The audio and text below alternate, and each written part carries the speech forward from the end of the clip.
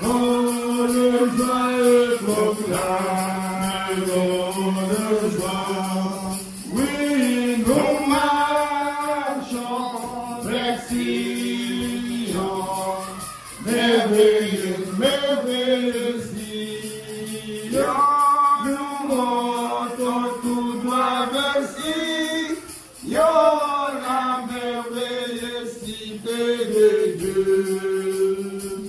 La colline des Sion nous produit des délices sacrées. Abattez-nous, atteignons le ciel. Abattez-nous, atteignons le ciel. Nous marchions sur les rideaux, nous marchions sur les rideaux. Oui, nous marchons vers Sion, merveilleux, merveilleux Sion. Nous montons tout droit vers Sion, la merveilleuse cité de Dieu. Nos chants abondés, de la tête séchée. Nous marchons sur le sol des manuels. Nous marchons sur le sol des manuels. Venez, beau pays d'en haut. Venez, beau pays d'en haut. Oui, nous marchons vers Sion, merveilleux, merveilleux Sion. Nous montons tout droit vers Sion, la merveilleuse cité de Dieu. Nous allons chanter le c'est la lettre qui vous envoie ce nom.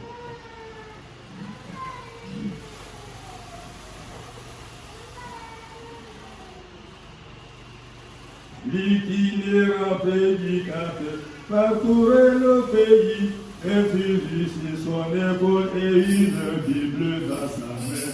Parlant aux gens de la paix, de béni pays promis, il s'évoquait en chantant, reposant, reposant, reposant, reposant sur le bras éternel. Reposant, reposant, reposant sur les bras éternels. Il prêchait la vie, il jugement de feu et de tout, et bien glorieux paradis sans maison et justifié, comme il savait faire.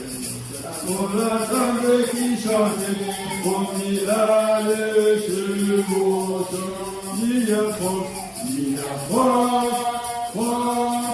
mais dans le sang de l'agneau. Il y a fort, mais dans le sang de l'agneau. Sauf le Dieu qui brillait et qui faillit au milieu, encore on poussait à sa poussière, nous rencontrons vivement la vérité et son amour. Gloire, gloire, gloire. Alléluia. Gloire, gloire, alléluia. Gloire, gloire, alléluia. Sa vérité et son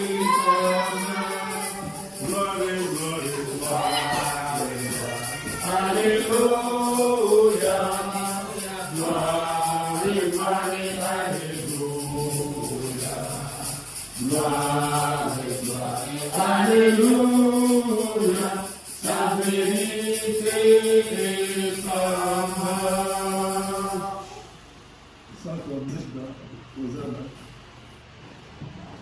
tout joyeux bénissons le Seigneur, chantons et célébrons ses louanges, adorons avec foi le Sauveur, nous joignons aux célestes paroles, gloire à Dieu, gloire à Dieu, gloire à Dieu, que ce chant retentisse en bouillée, gloire à Dieu, gloire à Dieu, que ce chant retentisse en bouillée, Dieu dans son incomparable amour, du ciel envoya son Fils unique, et la terre et les cieux dans ce jour s'unissaient pour chanter ce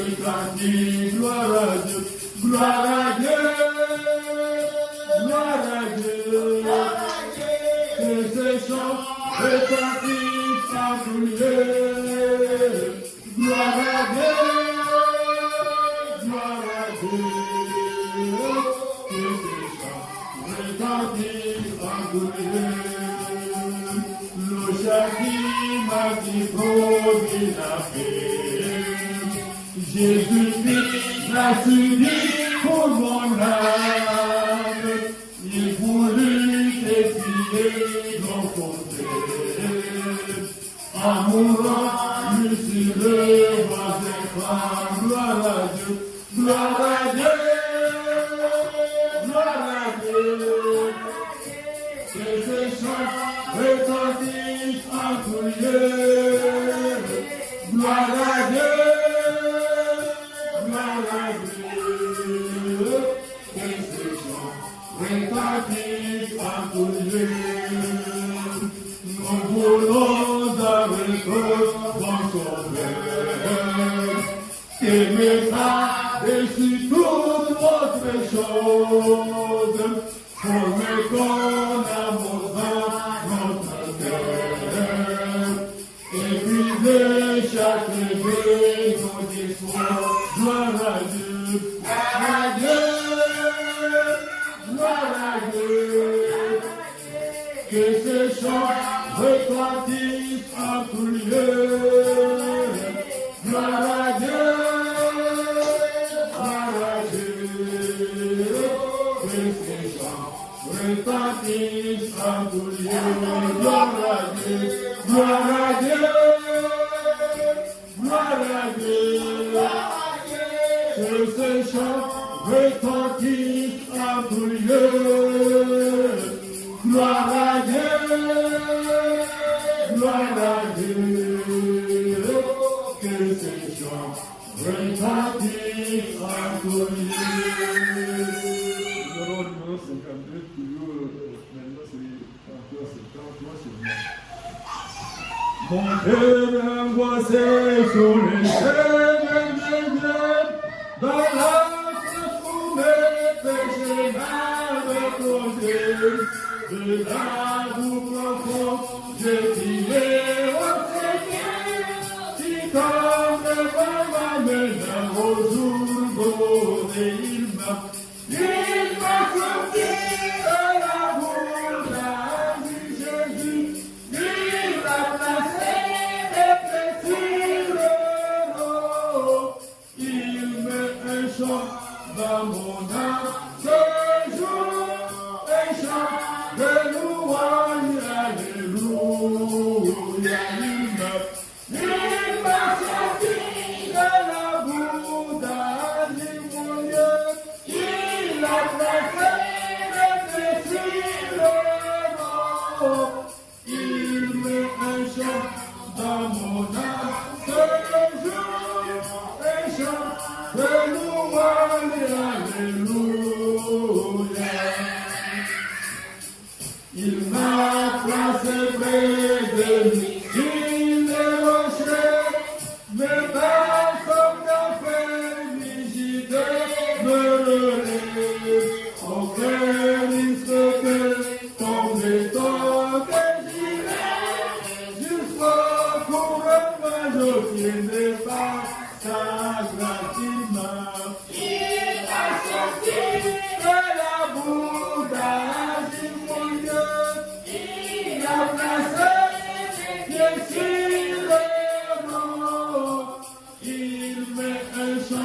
Dans mon âme, ce jour, un chant de louange, alléluia.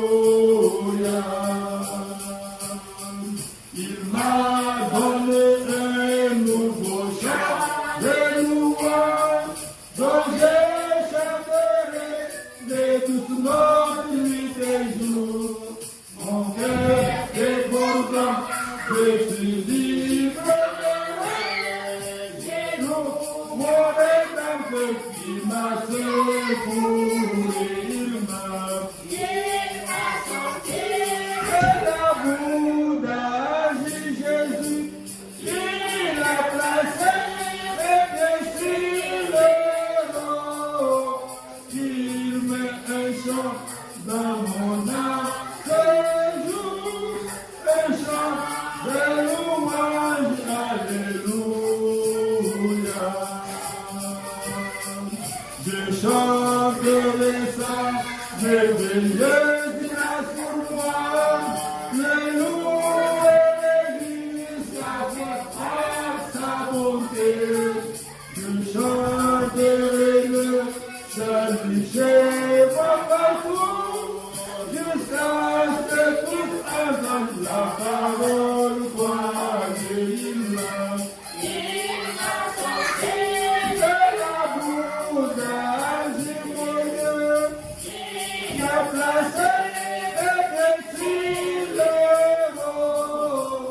Il met un chant dans mon âme, un chant de louange, alléluia. Que notre Dieu nous bénisse richement. Amen. Et nous pouvons appeler le frère de Dieu.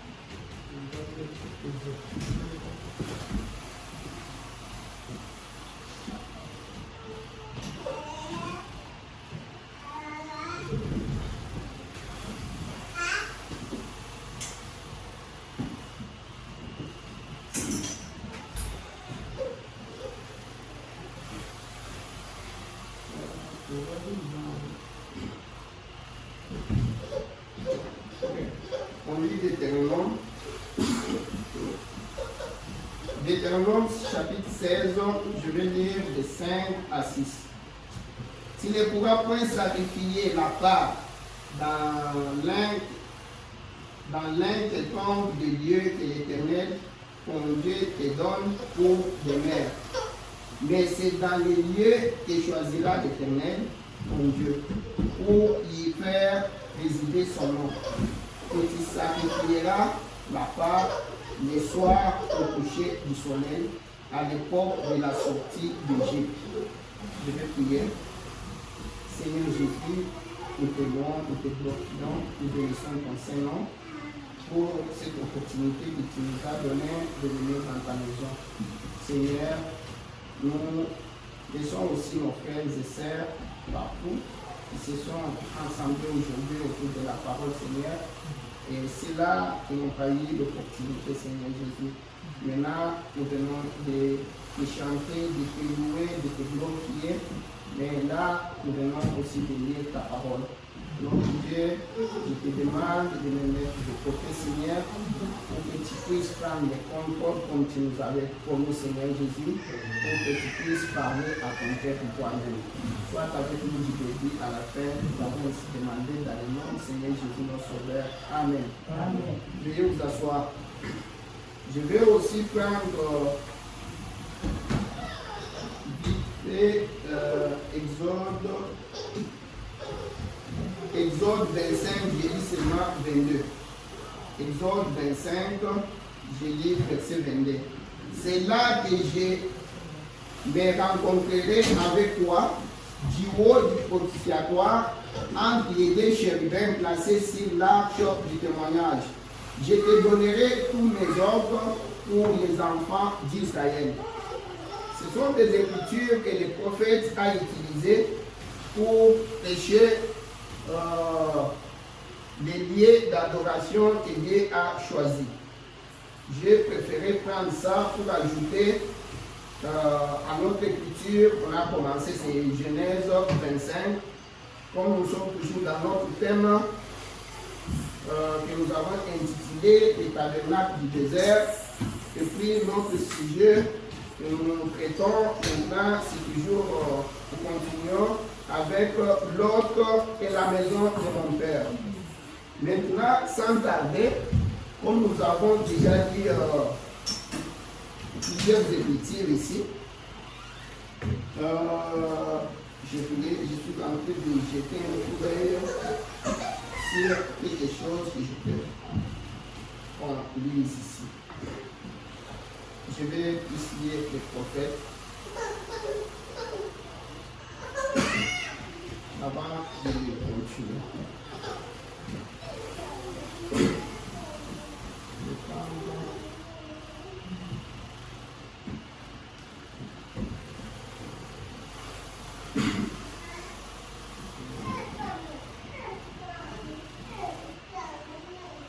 Les choses doivent être.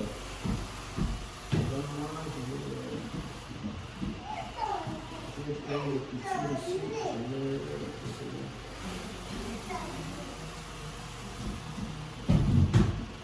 Nous étions dans les choses qui doivent être. On a lu ces jours-là.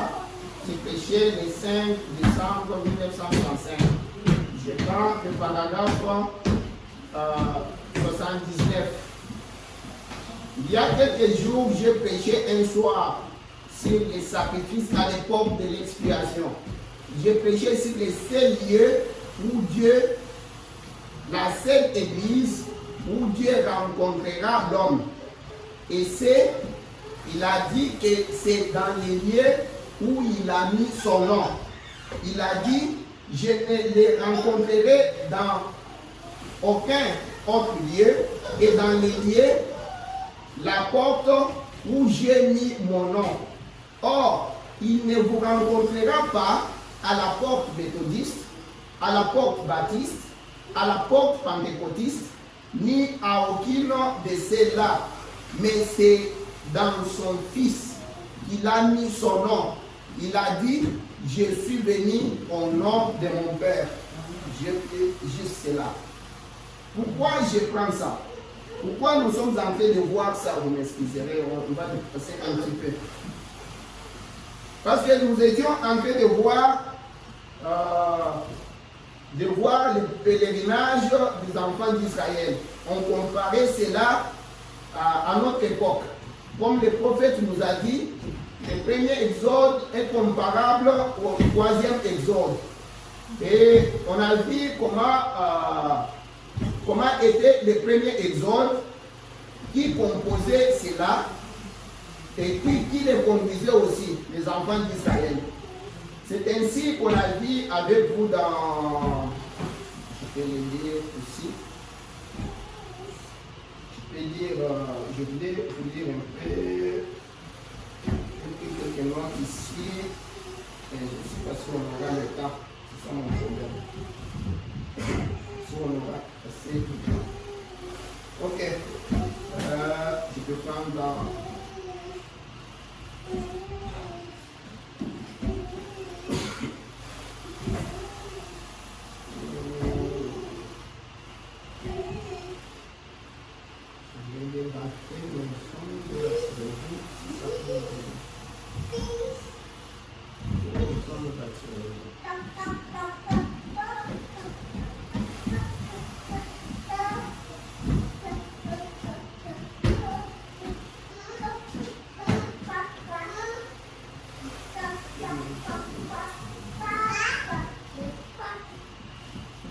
Même avant cela, j'ai lu au moins les petits qu'on voulait lire ces jours-là. J'ai lu dans les autres de séparation. C'est les autres de séparation. On voulait lire ces jours-là, ça ne se fait pas. Je prends juste quelque chose ici. Maintenant, je suis au paragraphe 4. Il dit, maintenant, ce soir, j'aimerais lire au chapitre 5, un ou deux versets, le verset 25. Il parle de l'Éphésiens, Éphésiens chapitre 5, verset 25 à 26. Marie, aimez vos femmes, comme Christ aussi a aimé l'ensemble. Et il s'est livré lui-même pour elle, afin qu'il la sacrifia en la purifiant par les lavages d'eau, par la parole. Les lavages d'eau par la parole. Les sujets, c'est les eaux de séparation. Retournons dans l'Ancien Testament, là où notre frère venait de lire l'Écriture pour la leçon de ce soir, pour enseigner un peu la parole. Le Seigneur voulant. Maintenant, il est très merveilleux, l'Ancien Testament. Beaucoup de gens mettent tout simplement ces vieux livres de côté, alors que c'est réellement c'est l'ombre du nouveau. Les seuls moyens pour lesquels je peux sentir que je suis plus ou moins dans la ligne, c'est de regarder en arrière dans l'Ancien Testament et considérer les hommes. Alors, je sais ce que le Nouveau Testament devrait être. Si l'Ancien était l'homme, si vous voyez le soleil se coucher derrière vous et que vous alliez dans le sens de votre ombre, vous pouvez dire très exactement à quoi vous ressemblez à partir de l'aspect de votre ombre. Et tout l'Ancien Testament était l'ombre du Nouveau.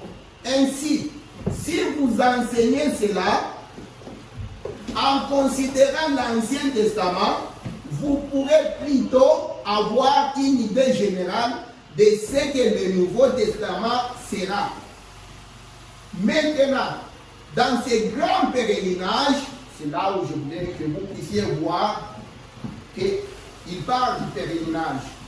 Il dit, maintenant, je suis au paragraphe 5.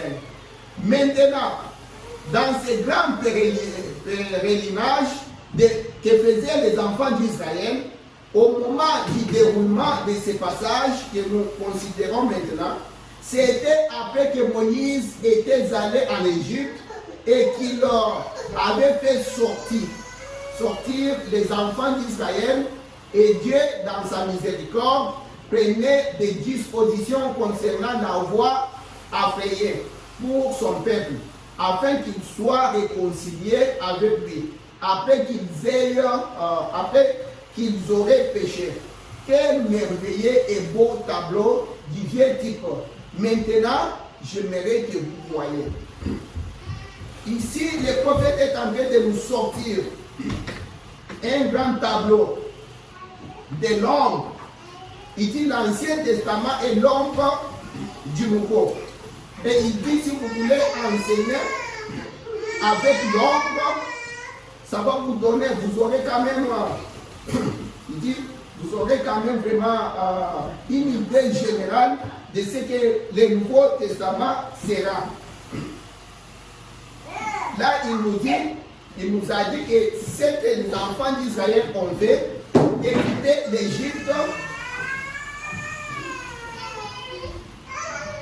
quitter l'Égypte, vers la terre promise, c'était un pèlerinage. C'était un pèlerinage. Maintenant, je voulais qu'on... Est-ce que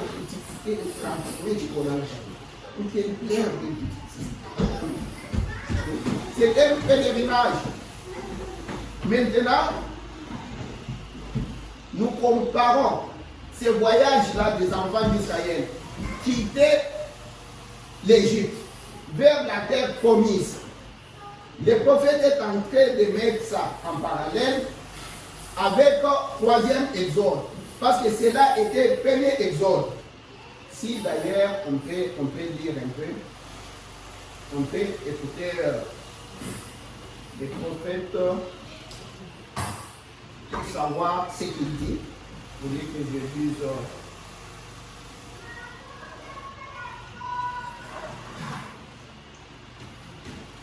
je suis dans les signes. Péché le 28 novembre 1963. Au paragraphe 93, la traduction de Shekinah. La même chose est arrivée aujourd'hui. La même chose. La parole de Dieu nous a été apportée. La colonne de feu est parmi nous, identifiant Jésus-Christ ressuscité des morts. Les mêmes hier, aujourd'hui et éternellement. Avec l'assurance du baptême du Saint-Esprit sur nos cœurs. Tournant notre amour vers Dieu, l'exode est de nouveau en cours. L'exode est de nouveau en cours. Il nous a dit dans les zones de séparation que c'était un pèlerinage, un voyage. Les enfants d'Israël quittaient l'Égypte vers la terre promise. Et il nous a dit que le premier exode est comparable au troisième exode. Et nous avons lu avec vous. Je ne sais pas si on aura assez de temps. Laisse-moi d'abord continuer avec ça. On va y venir. Paragraphe 94. La sortie d'Israël, comme je l'ai dit, est un type de la sortie de l'Égypte, de l'Église, pour l'épouse sortant de l'Église. L'épouse sort de l'Église. Comme je disais ces jours-là, comment les prophètes étaient en train de nous expliquer. Il nous dit dans le troisième exode, parce que nous sortons du christianisme vers la véritable expiation. Nous sortons du spirituel, du christianisme vers le spirituel. L'église sort, l'épouse sort de l'église. On en avait déjà parlé, on n'aura pas le temps d'insister là. Il dit, l'épouse sera... Oui. La sortie d'Israël, comme je l'ai dit, est un type de la sortie de l'église ou l'épouse sortant de l'église. L'épouse sera le reste, elle sera les petits groupes, les élites, les prédestinés. Je m'arrête juste là. Je vais lire en sautant. Mon titre là, c'est que je veux que vous compreniez que c'est la même chose. Le premier exode, le troisième exode, c'est comparable. Il fait des parallèles entre les deux pour qu'on puisse sortir les éléments là-bas. C'est ça mon but. Je sors d'abord ça, je vous dis, parce que je vous ai dit ça, il faut que je vous dise ça. Je suis au paragraphe 96. Dieu a fait la même chose. Et le reste de la postérité de la femme qui était restée sur terre. Aujourd'hui, c'est l'appel de l'épouse à sortir de l'église. Vous comprenez que l'épouse sort de l'église. C'est ce que je veux d'abord. Je veux vraiment que c'est là. Ça, je suis en train de lire seulement le prophète. Il est clair là-dessus. Parce que le premier exode, comme je vous avais dit encore une fois, on ne peut pas tout lire aujourd'hui. Je vous avais déjà dit ça. On n'aura même pas de temps. Le premier exode, c'était un peuple naturel, sortant d'un pays naturel, sortant de l'Égypte vers la terre promise. Maintenant, ces mêmes peuples-là, une fois arrivés dans la terre promise, ils sont allés entrer dans le judaïsme, commencer à mélanger la parole de Dieu avec les credos, avec les coutumes des gens. Maintenant, c'est ainsi que Jésus est venu, les a sortis maintenant dans le judaïsme vers le christianisme. Deuxième exode. Maintenant, une fois arrivés même dans le christianisme, même qu'ils sont arrivés, voilà que nous nous sommes encore mêlés avec des traditions. Ils ont tout mêlé après la mort des apôtres, ils ont tout mêlé. Jusqu'à ce que l'Église même est morte au lycée. Vous voyez? Maintenant, ce message, ce glorieux message, est venu maintenant sortir l'épouse du christianisme là-bas. Sortir l'épouse de l'église. Donc, du spirituel vers le spirituel. C'est ce que le prophète est en train de nous dire ici. Et il dit, je peux m'arrêter même ici. Juste ici, ça c'est déjà assez. Vous avez déjà compris quand même quelque chose. Mais je vais prendre quelque chose ici dans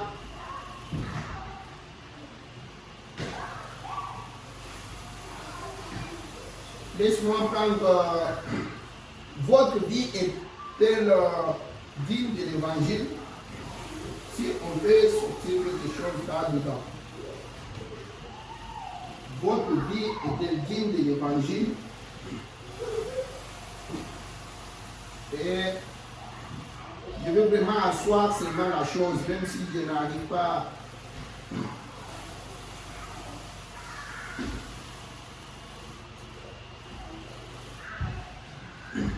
Écoute, votre vie est-elle digne de l'évangile? Prêché le 30 juin 1963.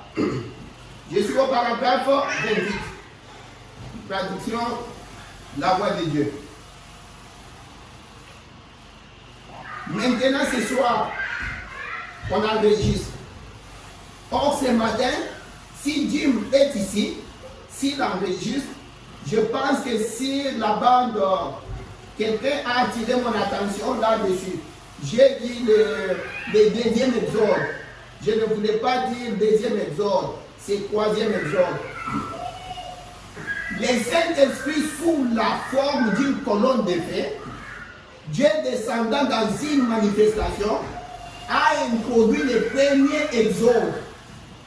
Vous comprenez? Avec Moïse. Il y avait la colonne de feu, comme on a vu ça le dimanche. La nuit, la colonne de feu, les jours, colonne de nuée. C'est là où le prophète est en train de dire que le Saint-Esprit a introduit le premier exode avec ça. Et là, en fait, sortir Israël de l'Égypte. Maintenant, il entend le deuxième exode. Le deuxième exode, c'était Christ qui faisait sortir l'Église du judaïsme. C'est ce que je vous ai dit. Je vous avais répété. Je ne pense pas que je saurais arriver à mon message. Mais je veux que ceci, que ça sorte de la bouche autorisée, le prophète, pour faire asseoir la chose. Maintenant, écoute.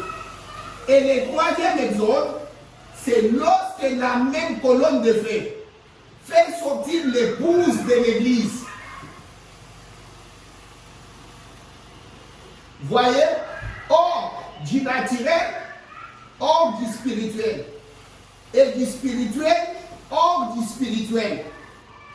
Voyez-vous? 3 fois. Les 3. Voyez? Les spirituels hors de l'église. Plutôt. Alors, nous avons les trois âges de ça. Ça, déjà, on n'a pas besoin d'interprétation. Vous avez compris, la Bible dit 3 ou 2 ou 3 témoins, et le prophète est clair. Il est dit clair, personne ne peut pas se perdre là-dessus. Maintenant, je vous avais dit, maintenant je ne peux pas continuer à le dire, mais je vous l'ai dit, on a déjà dit ça. Je vous ai montré toujours arrive-t-il à Dieu de changer son avis à propos de sa parole. Je vous ai montré comment les prophètes nous montraient que quand Israël passait, les enfants d'Israël, ils avaient quoi? Ils avaient les prophètes, Moïse. Ils avaient la colonne de feu, comme il vient de nous montrer ici. Ils avaient l'ange de l'alliance. Et il a montré que comme ils allaient, il y a eu aussi Balaam. Les enfants d'Israël, et quand ils partaient là, on a vu que comme ils sortaient, en Égypte, ils étaient les peuples de Dieu. Quand ils sont sortis, ils sont devenus l'église de Dieu. Parce que l'église veut dire ceux qui sont sortis hors d'eux. Tu vois, ils sont devenus l'église de Dieu. Mais quand ils sont devenus l'église de Dieu, mes frères et sœurs, comment est-ce qu'ils marchaient? Ils avaient un roi, un seul roi, Dieu lui-même, le Maître suprême. Ils n'avaient pas de roi sur cette terre. Ils avaient un prophète, la bouche de Dieu. Ils avaient la colonne de feu. Ils avaient la parole, les oracles, la loi de Moïse. C'est ce qu'ils avaient. Mon ange va aller devant vous. Vous voyez? Maintenant, dans cet âge de la fin, nous avons un prophète. Nous avons Dieu. Tu vois? Nous avons la parole de Dieu. Le Saint-Esprit. Regarde, maintenant quand les enfants d'Israël étaient en pèlerinage là, comme nous aussi nous sommes en pèlerinage, nous allons vers le millénium. Nous sortons de l'église, nous sortons de l'église, l'épouse sort de l'église vers le millénium. Nous sommes sortis de Babylone, de péché, tout ça, vers le millénium. Et sont sortis de l'Égypte vers Ghana, la terre promise. Mais à un certain moment, comme nous l'avons dit, Israël a voulu être comme tout autre peuple. On a dit avec vous ici. Ils sont allés dire à Samuel, nous voulons être comme tout autre peuple. On peut le lire dans l'amnésie spirituelle, on a dit ça avec vous les dimanches. Mais j'ai vu comme ça pour quelqu'un qui peut écouter ça, peut se demander c'est où? Dans l'amnésie spirituelle. Ils sont allés, ils ont dit, nous voulons être comme le reste du monde. Et le prophète était un Dieu. Le prophète était Christ. Et Dieu est venu dire au prophète, regarde, ce n'est pas toi qu'ils ont refusé. C'est moi. Ce n'est pas toi qui refuses. C'est moi. Laisse-les faire. Je te dis, ce n'est pas toi. Et finalement, ils ont eu leur roi. Et tout ce que le Seigneur leur avait dit, ils ont payé. On a pris les enfants, on a fait tout ça. Maintenant, comme ça a évolué, Jean Kécoup, vous connaissez l'histoire, on a dit ici. Pour celui qui n'était pas ici, il peut comprendre Jean Kécoup, mais je donne quand même comme nous avons là.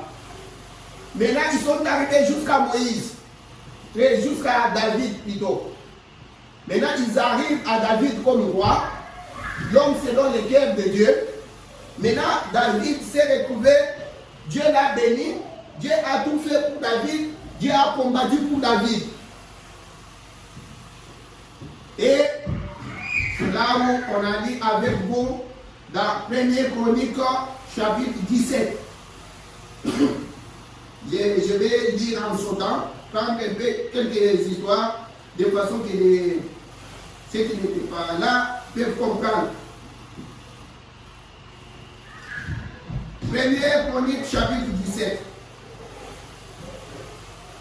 Lorsque David fut établi dans sa maison, il dit à Nathan, le prophète, « Voici, j'habite dans une maison de cèdre, et l'arche de l'Éternel, l'arche de l'alliance de l'Éternel est sous une tente. » Nathan répondit à David, « Fais tout ce que tu as dans le cœur, car Dieu est avec toi. » La nuit suivante, la parole de Dieu fut adressée à Nathan. « Va dire à mon serviteur David, ainsi parle l'Éternel, ce ne sera pas toi qui me bâtiras une maison pour que j'en fasse ma demeure, car je n'ai point habité dans une maison depuis le jour où j'ai fait monter Israël jusqu'à ce jour.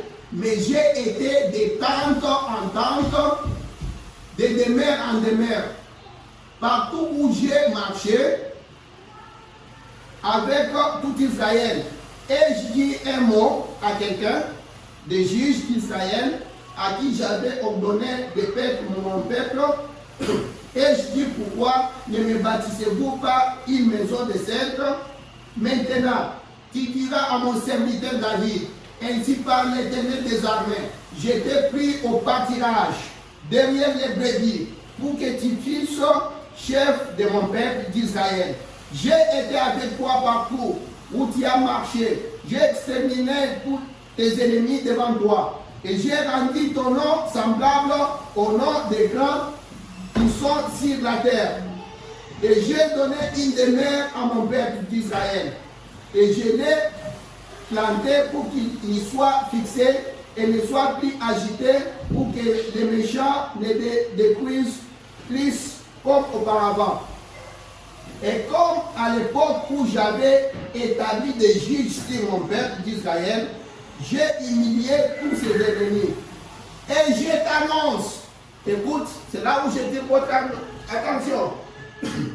Et je t'annonce que l'Éternel te bâtira une maison. Là, je m'arrête juste là.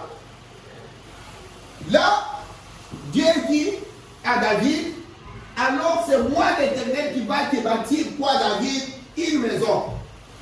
Maintenant, c'est là où je commence. On a vu qu'Israël était en train de marcher, en train d'évoluer, d'abord dans le désert, comme notre thème était tabernacle de Moïse dans le désert. Mais dans le désert là, on a vu, on vient de lire, Dieu lui-même le dit ici, il était de tente en tente. Et ces tentes-là étaient mobiles, dans les pèlerinages là-bas.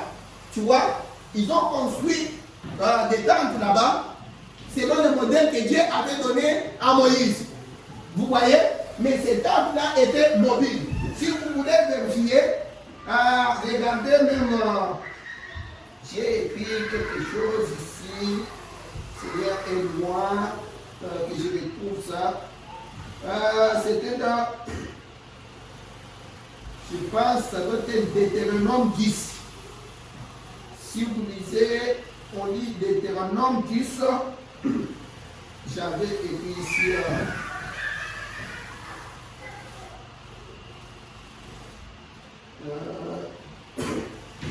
C'était Deutéronome. Non, c'est Nombre 10, 35. Nombre chapitre 10, 35. Si vous lisez là-bas, vous allez comprendre quelque chose. Écoute comment Moïse faisait. Notre 10 français. Quand l'arche partait, Moïse disait, lève-toi l'Éternel et que tes ennemis soient dispersés, que ceux qui te haïssent fuient devant ta face. Et quand on l'a posé, il disait, regarde Éternel aux myriades de milliers d'Israël. À chaque fois qu'il partait, quand la colonne devait se lever pour partir, donc il marchait comme ça, suivant la cadence de la colonne de feu, la cadence du Dieu lui-même. C'est parce qu'aujourd'hui, je travaille avec ça. Quand on projetait des images ici, vous avez vu comment il campait. On a déjà vu comment il campait. On a notre dessin là-bas. Il campait, c'était Dieu. Mais si vous regardez comment il campait aux alentours des l'arche. Tu vois, 3 de chaque côté, 3 fois 4, 12 tribus d'Israël. Vous voyez, l'arche était au milieu.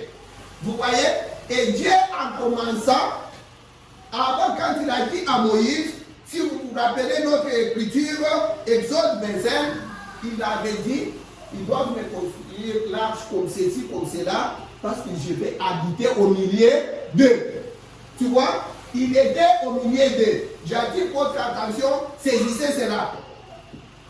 Maintenant, à un certain moment, on arrive jusqu'au point où David est devenu roi. David, maintenant, l'histoire qu'on a dit, David voulait construire la maison au Dieu de Jacob. Dieu a dit maintenant à David, non, ce n'est pas toi qui vas me construire ça, c'est les fruits de tes entrailles, Salomon ton fils. Maintenant, Salomon a construit la maison. On a vu cette maison, on a même, dans notre enseignement, on a dit quand est-ce que ça a été construit. Maintenant, Salomon a construit la maison. Quand Salomon a dédicacé la maison, la gloire de Chérina est venue dedans. Quand Moïse avait aussi dressé la table, la gloire de Chérina était entrée dedans. Je veux que vous puissiez retenir ça parce que la maison c'est un type. Cette maison-là, c'est un corps. C'est un type. C'est là où c'est ça notre souci. Hein? Dans ces corps-là, la gloire de l'Éternel est entrée. Avant d'abord dans le désert. Quand Salomon a construit, et puis c'est arrivé encore, quand il a dédicacé. Nous sommes en train de partir. Mais regarde bien, c'était des corps, c'était des tentes, c'est les types de quelque chose. C'est un type, c'est des corps. Maintenant, ces corps-là étaient faits de mains d'hommes. Tu vois comment nous évoluons? Nous évoluons jusqu'à Salomon a construit. D'abord, quand Moïse lui-même avait fait, ces tentes-là et l'arche de l'Alliance, une fois on avait attaqué par les Philistins. On avait même pris l'arche. Je vous avais parlé d'Ichabod. Maintenant, quand Salomon a construit aussi, cette maison-là a été détruite par les rois de Babylone. Souvenez-vous, ce qu'on a vu de la prophétie de Jérémie 25. Ça s'est accompli. Et alors, nous évoluons. Depuis cet homme-là, les tentes, la maison en brique que Salomon a faite, ce sont des corps, mais faits des mains d'hommes. Mais souvenez-vous ce que Dieu a promis à David ici. Moi, l'Éternel, je te bâtirai une maison. Maintenant, quand on a lu avec vous Actes chapitre 7, on a lu en entièreté au début. Notre frère Étienne a fait le discours, a relaté tout ça. Il a dit, mais non, l'Éternel, l'Éternel n'habite pas dans ce qui est fait des mains d'hommes. D'ailleurs, Salomon lui-même dans sa prière, il a encore dit ça à Dieu. Il a dit, je sais que tu n'habites pas dans ce qui est fait des mains d'hommes. Dieu lui-même est venu nous dire, il dit, les cieux est mon trône, la terre mon marche-pied. Quelle maison me bâtirez-vous? Quel sera le lieu de mon repos? Mais moi, l'Éternel, je vous bâtirai moi une maison. Une maison qui n'est pas faite des mains d'hommes. Nous évoluons. Maintenant, je vais qu'on lise avec vous, on va dire dans quelle maison me bâtirez-vous? C'est prêché le 21 novembre 1965. Quelle maison me bâtirez-vous? On avait dit ça avec vous. Quelle maison me bâtirez-vous? 21 novembre 65. Je vais, ne me perdez pas s'il vous plaît. Je suis en train de sortir quelque chose ici. Je vais prendre des paragraphes, je vais aller au paragraphe 20 et 21. Suivez vraiment cette séquence-là. Je veux que vous puissiez voir, comprendre quelque chose ici.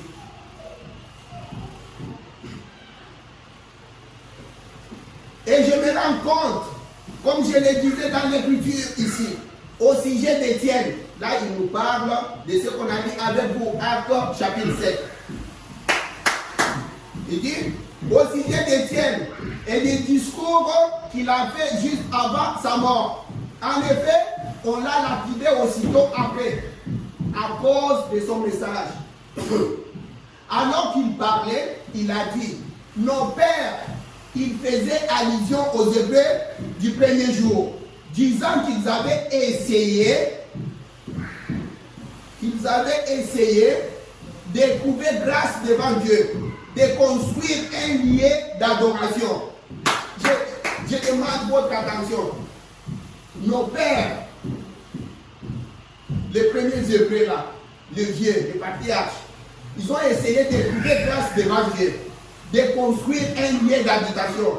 Il a dit, il faisait référence à David, vous voyez, mais là il a dit que c'est fils Salomon qui lui bâtit une maison, ou plutôt un bâtiment. C'est une histoire qui nous est familière. Mais j'aime les mots qu'il a prononcés juste après. Mais les Très-Hauts n'habitent pas dans des maisons faites des mains d'hommes. Et dans un autre passage, dans Ésaïe, il a dit, tu m'as formé un corps. Voyez-vous, ni sacrifice, ni offrande, ni bâtiment, ni rien d'autre, tu m'as formé un corps. Eh bien, nous nous rendons compte qu'il parlait là du corps dans lequel Dieu a établi sa demeure. Des points en Christ. Vous comprenez maintenant le corps? Il n'a voulu ni sacrifice, ni offrande, ni bâtiment, même que Salomon avait construit, mais tu m'as formé un corps. Nous comprenons que les tabernacles, tout ça, les bâtiments là, l'édifice de Salomon, le temple de Salomon, tout ça c'était l'éthique. Il fallait qu'on arrive à la chose réelle.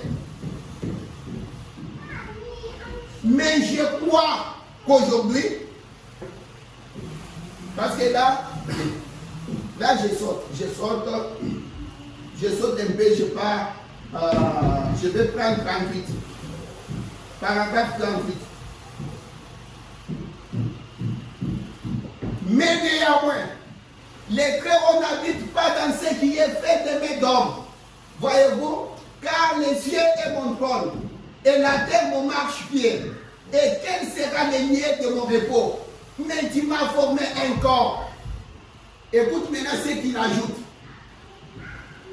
Là, quand on a dit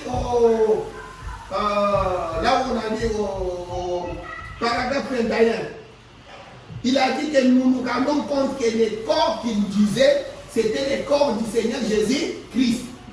Maintenant, ici, il ajoute quelque chose. Il dit, et nous sommes un corps de Christ. Maintenant, le corps de Christ, là, c'est nous. Vous comprenez? Le corps de Dieu lui-même, c'est Christ. Le corps de Christ, c'est nous. Pourtant, les Très-Hauts avaient dit à Moïse, pour qu'on les construise, temple d'assignation et tout ça, pour qu'il habite au milieu de son peuple. Et on a regardé comment les enfants d'Israël campaient. Excuse. Vous voyez? Ils campaient comme ça. Et les tabernacles là, tente là est au milieu. Parce qu'on ne peut pas projeter ça. Mais je crois que j'avais dessiné. Et on a dit avec vous comment, je me souviens là, c'était quoi les titres qu'on a vu ici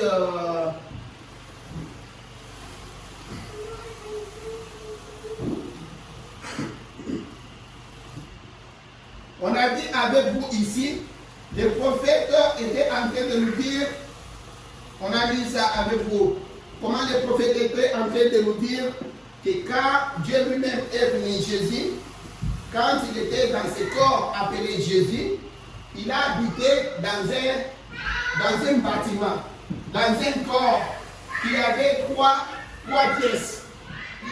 Vous vous rappelez, on a dit ça le dimanche. Je ne peux pas le dire ici. Il a habité dans un corps qui avait trois pièces. Les trois pièces là, c'était le corps de Jésus, l'esprit de Jésus et l'âme de Jésus. Il a dit, vous aussi, vous habitez dans une maison qui a toujours trois chambres. Vous avez le salon, vous avez la cuisine, vous avez la salle à manger, chambre à coucher. Vous voyez, nous sommes en train de partir comme ça. Voilà que le corps qu'il était en train de dire, il dit que le corps, c'était Christ. Maintenant, mais le corps et nous sommes un corps de Christ. Alors, comme nous nous déplaçons, ils étaient en train de se déplacer des lieux en lieux. Comprenez que tout ça, les bâtiments qu'on a dit, tout ça, qui était construit, détruit là, c'était le type du corps. Mais il faut aussi comprendre que chaque fois on construisait, on attaquait, on détruisait. On a vu tout ça dans l'histoire jusqu'à la fin. On a vu avec vous dans la dispensation des nations. Comment cela s'est fait depuis le début, juste maintenant, pour réaliser, pour accomplir aussi la prophétie que le Seigneur a dit, Jérusalem sera foulée aux pieds par les nations jusqu'à ce que le temps des nations soit accompli.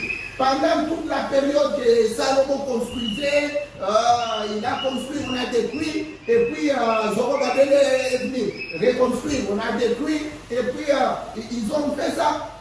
Titi s'est venu encore à détruire encore ça.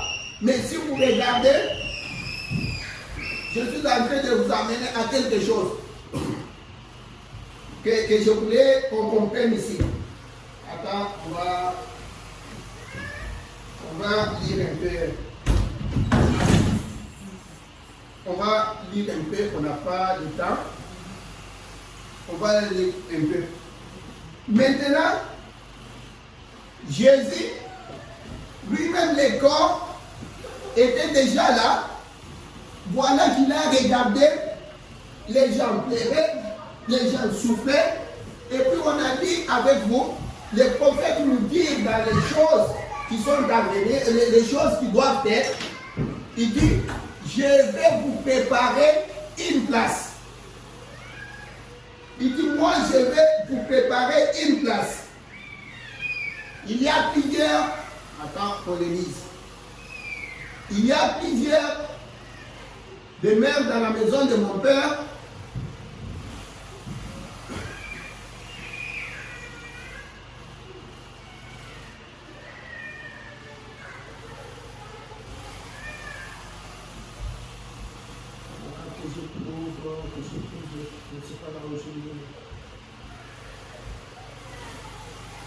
Les choses qui doivent être. Je vais là.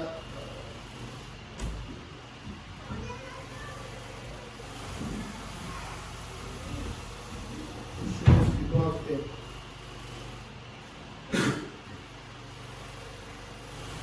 Laisse-moi lire 51. Mais au moins peut-être 50, je suis dans 45.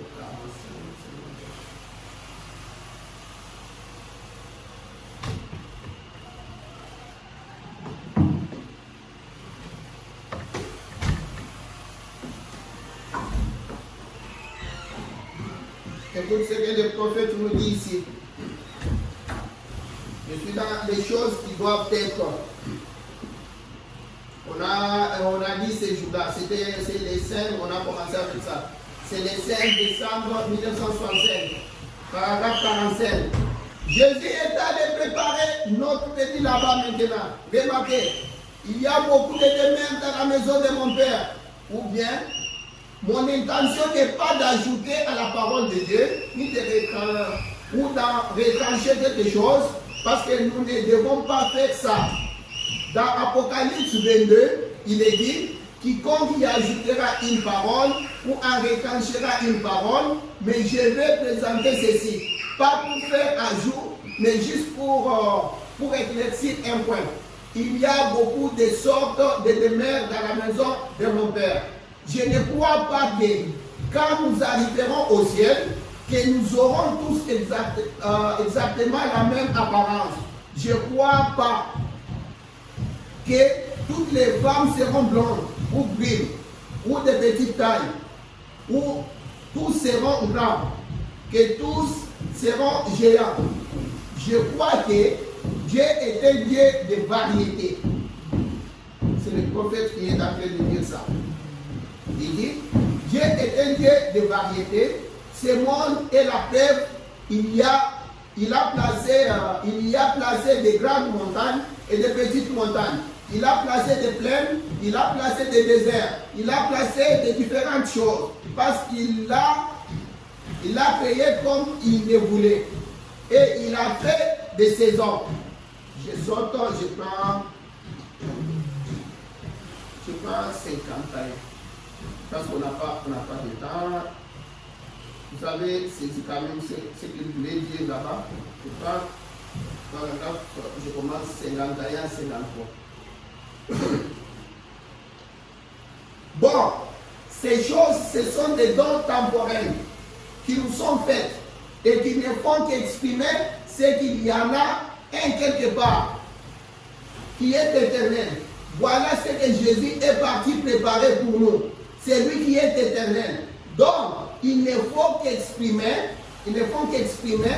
qu'il y en a un autre de la même espèce qui est plus grand parce qu'ils sont de la même espèce. Maintenant, souvenez-vous, la Bible dit, si c'est tente, vous voyez, si c'est corps ici, si c'est tente où nous habitons sur terre, si elle périt, qu'elle est détruite, nous en avons une qui nous attend déjà, exactement comme le petit bébé. Laisse-moi sauter un peu. Vous avez déjà compris l'idée. C'est dans quoi? L'image de toutes ces choses qu'il a faites exprime les choses qui sont à venir.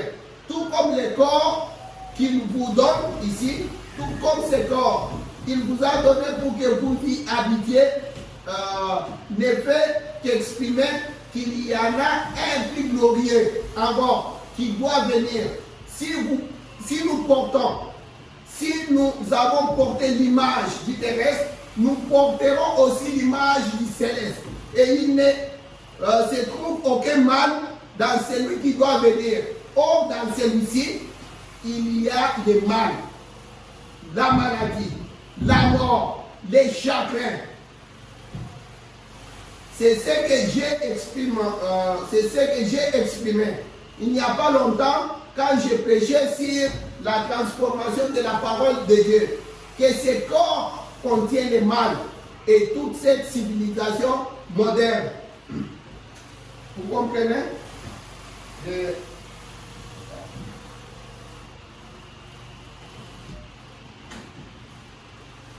Je peux prendre Dieu de cet âge mauvais.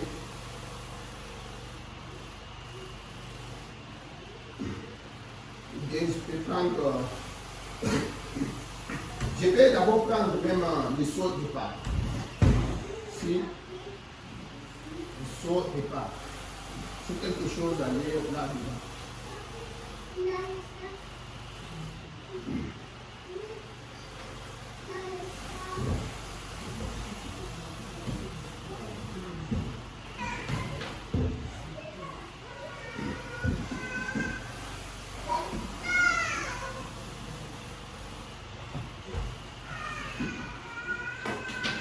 Écoute ce que le prophète nous dit dans les sauts de Pâques. C'est pareil pour nous. Quand vous recevez le Saint-Esprit de Dieu, il est le potentiel de Dieu qui attend sur vous, qui vous a déjà accepté. Vous êtes scellés dans le corps de Christ par l'esprit de la promesse de Dieu. Quand Dieu a abaissé les regards vers le calvaire et qu'il a vu mourir Jésus, il n'a pas seulement, il est mort pour son épouse. Il est mort pour son épouse. Les corps, écoute ce qu'il appelle l'épouse, les corps qui est l'église parole. L'église qui croit la parole de Dieu pour l'âge, que ce soit les pieds, les corps, la tête, ou que ce soit. Vous comprenez? C'est ça. Parce que il est mort pour son épouse. L'épouse qui est sortie de l'église. L'église parole. L'église épouse. Parce que l'épouse est la manifestation de cette œuvre-ci. L'épouse est l'oracle vivant de Dieu. L'épouse, c'est les élus. Ceux qui sont sortis d'eux. Les véritables sortis d'eux. Les véritables appelés à sortir. Nous avons compris très bien que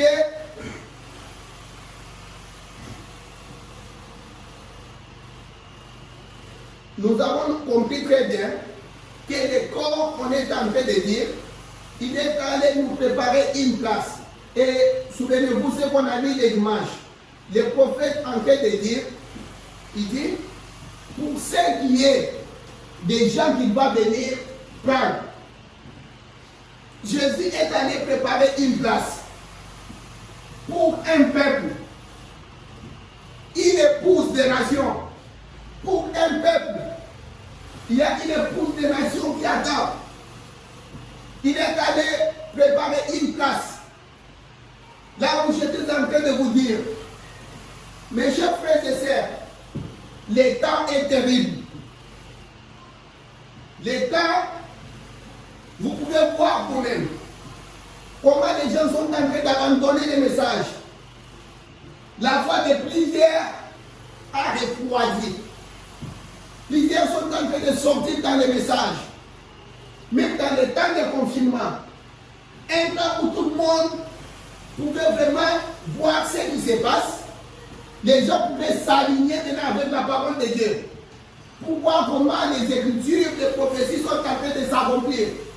Mais au contraire, il y a des gens qui sont en train de quitter, de profiter, de dire que non, maintenant on est seul, maintenant nous vivons seul.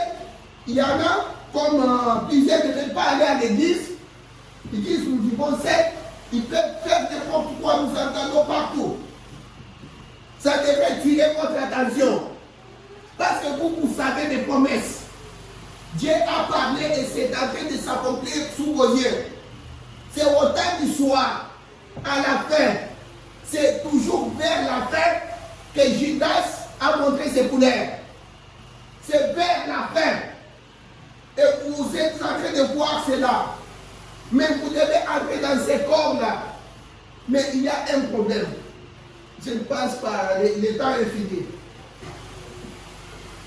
Il faut qu'on voie très bien que l'épouse, vous pouvez bien voir, Dieu voulait habiter au milieu de son peuple. Il voulait habiter dans quoi? Dans un corps. Il est allé nous préparer une place. Maintenant, lui, il voulait habiter dans un corps. Maintenant, on a regardé, nous regardions des bâtiments. Nous regardions des tentes d'assignation. À un certain moment, c'était des types. Ces types-là nous a reflété quoi? Nous a envoyé à Christ.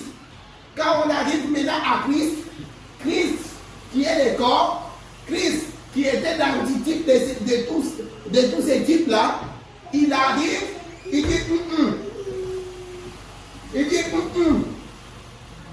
c'est vrai que je suis la chose, je suis c'est la promesse qui a été promise. Mais il y a un problème.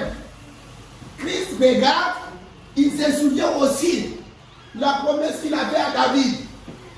C'est moi qui va te bâtir une maison. C'est moi qui va te donner ces corps-là. Tu vois? Mais quand Christ regarde, c'est vrai qu'il est venu. Il est mort sur la croix pour nous. Mais il regarde, lui il reste ici. Maintenant les gens sont là.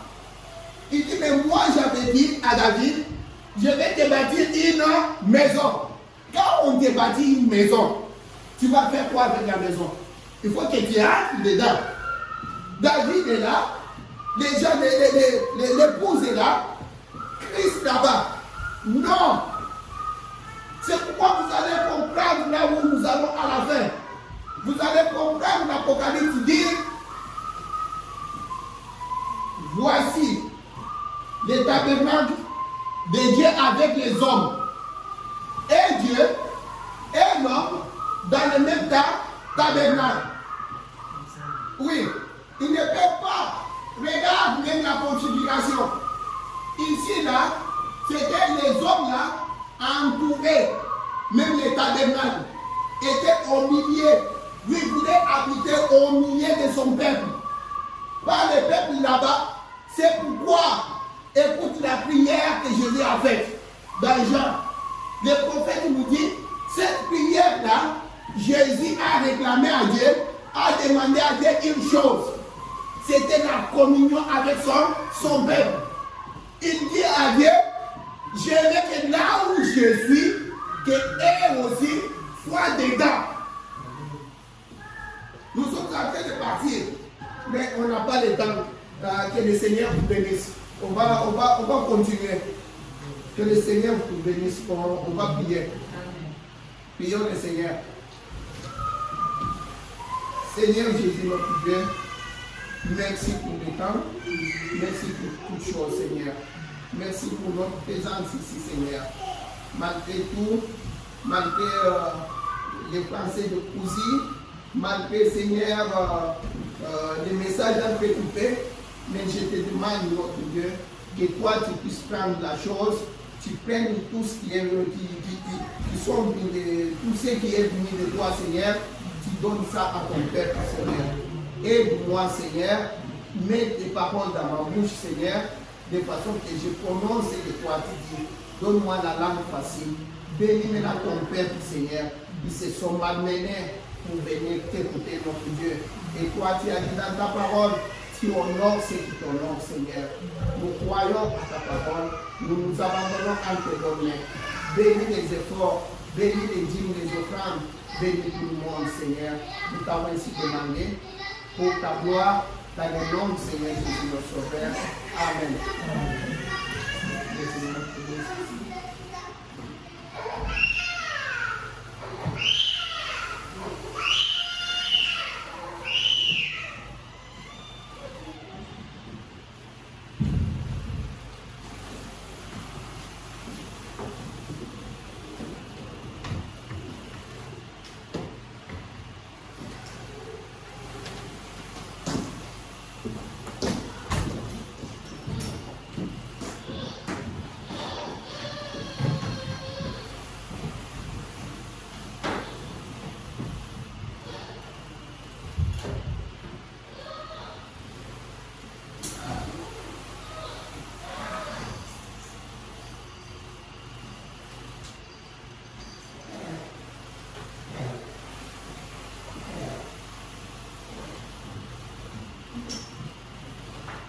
Oh, qui t'amène à te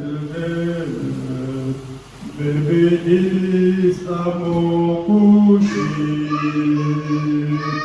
et que ce soit sous ton aile que je donne au mon berger, que je donne au mon berger.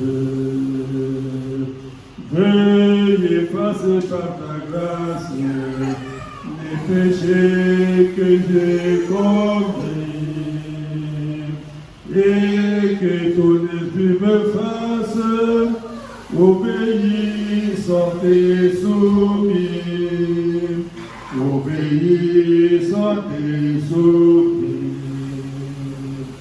Fais reposer sous ta garde mes amis et mes parents, et détourner le regard de ton ciel petits et grands, de ton ciel petits et grands, que ta faveur se déploie pour consoler l'affligé. Donne aux pauvres peu de joie, aux malades la santé, aux malades la santé. Seigneur, je fais ma prière, sous ton aile je m'endors. Heureux de savoir qu'un Père plein d'amour